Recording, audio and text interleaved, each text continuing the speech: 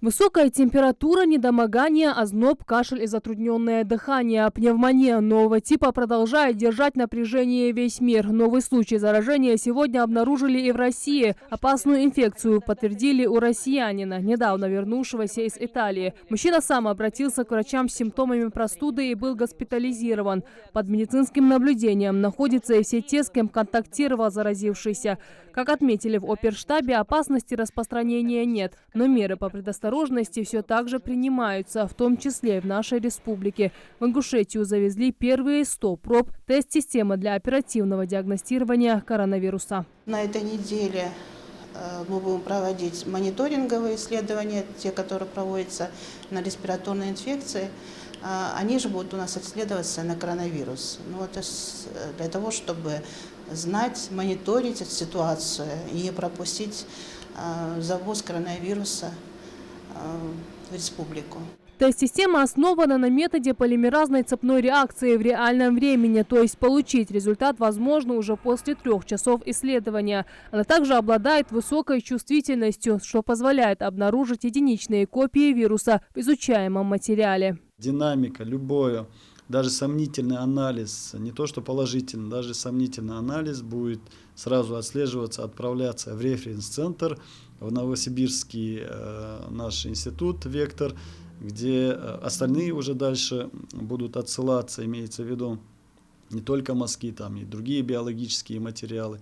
По данным регионального эпидемиологического центра, за последние 2 месяца ими были исследованы 5 случаев пневмонии на территории республики, но ни один тест на коронавирус не дал положительный результат. Не любые формы пневмонии, но тяжелые формы у людей, те, которые госпитализированы в инфекционные отделения, мы сразу смотрим на коронавирусную инфекцию. Поэтому любые тяжелые формы проявления даже не только пневмонии, но и гриппа отслеживаются на исследование коронавирусной инфекции, чтобы не упустить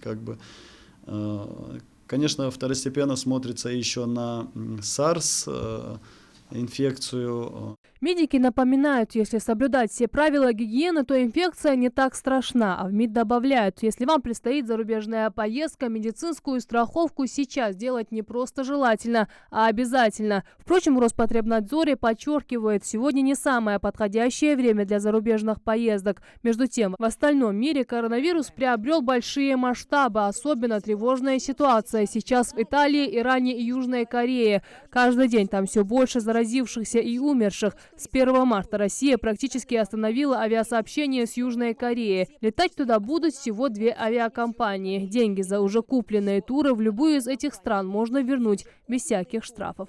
Российские туристы имеют полное право требовать как расторжения договора на турпутевку, так и изменения его условий. Что касается самостоятельных туристов, которые приобрели отдельные услуги по перевозке, размещению и экскурсиям, они также имеют право обращаться к исполнителю за возвратом денежных средств. Сотрудники Роспотребнадзора продолжают проверять пассажиров международных рейсов на наличие коронавируса. С начала года через проверки прошли более 3 миллионов человек. Последние рекомендации медиков – укреплять иммунитет и соблюдать правила профилактики. Чаще мыть руки, побольше пить теплой воды, потому что вирус при температуре больше 24 градусов погибает, так как теплой средой обитания не переносит вирус. И не посещать места, где продаются мясо и морепродукты. Носить защитную маску, которую необходимо менять через каждые 2 часа. Ранее Всемирная организация здравоохранения подняла уровень опасности международного распространения вируса до очень высокого. Число заразившихся коронавирусом во всем мире на сегодняшний день достигло свыше 89 тысяч человек. При том, что почти половина из них, более 42 тысяч, уже вылечились и были выписаны из больниц. Цифра летальных случаев во всех странах выросла до 3 тысяч. Жадат Хулухоева, Джамиль Алтамасханов, Новости 24.